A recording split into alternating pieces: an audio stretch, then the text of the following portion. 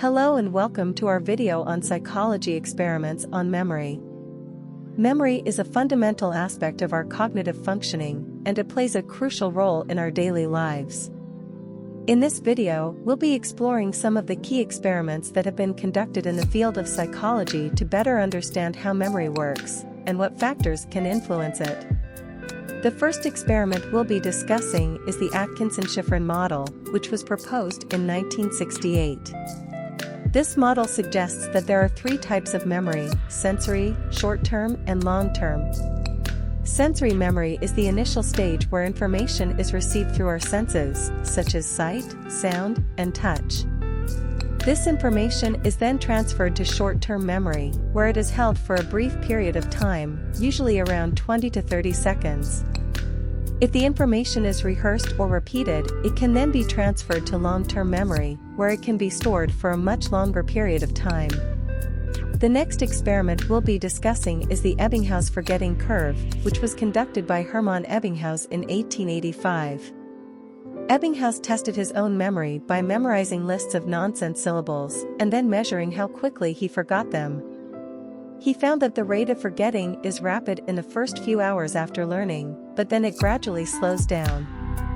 This experiment demonstrated that the ability to retain information in memory decreases over time if it is not rehearsed or practiced.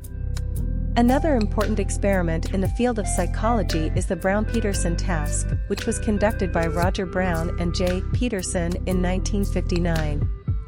This experiment aimed to study the effects of interference on short-term memory. Participants were presented with a list of words, and then asked to recall them after a brief delay. The researchers found that participants had difficulty recalling the words when they were given a task to perform during the delay, such as counting backwards from a given number. This experiment showed that interference from other tasks can negatively impact short-term memory. Another influential experiment is the serial position effect, which was first described by Hermann Ebbinghaus in 1885. The serial position effect refers to the phenomenon that people tend to recall the first and last items in a list better than the items in the middle. This is known as the primacy effect, recalling the first items better, and the recency effect, recalling the last items better. The reason for this phenomenon is thought to be that the first items are rehearsed more and transferred to long-term memory, while the last items are still fresh in the short-term memory. The next experiment we will be discussing is the misinformation effect, which was first discovered by Elizabeth Loftus and John Palmer in 1974. This experiment demonstrated that when people are exposed to misinformation after an event, they may incorporate this false information into their memory of the event. This has important implications for eyewitness testimony and the reliability of memory in legal contexts. Finally, we will be discussing the study of flashbulb memories, which were first described by Roger Brown and James Kulik in 1977. Flashbulb memories are vivid, detailed memories of a highly emotional event, such as the 9/11 attacks or the death of a celebrity. These memories are thought to be created by the release of stress hormones, which increase the sensitivity of the hippocampus, a brain region important for memory.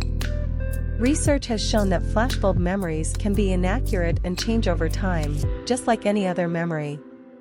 In conclusion, these experiments have greatly advanced our understanding of how memory works. We have learned that memory is a complex process that involves different stages, and that various factors can influence it. From the Atkinson-Shiffrin model, we have learned about the different types of memory, and how information is transferred from sensory memory to short-term memory and finally to long-term memory. The Ebbinghaus forgetting curve showed us that the rate of forgetting is rapid in the first few hours after learning, but then it gradually slows down. The Brown-Peterson task demonstrated the negative impact of interference on short-term memory, and the serial position effect highlighted the importance of the order in which information is presented. The misinformation effect showed us the dangers of incorporating false information into our memories, and the importance of being critical of information presented after an event. And finally, the study of flashbulb memories showed us that these memories can be vivid and detailed, but also inaccurate and subject to change over time.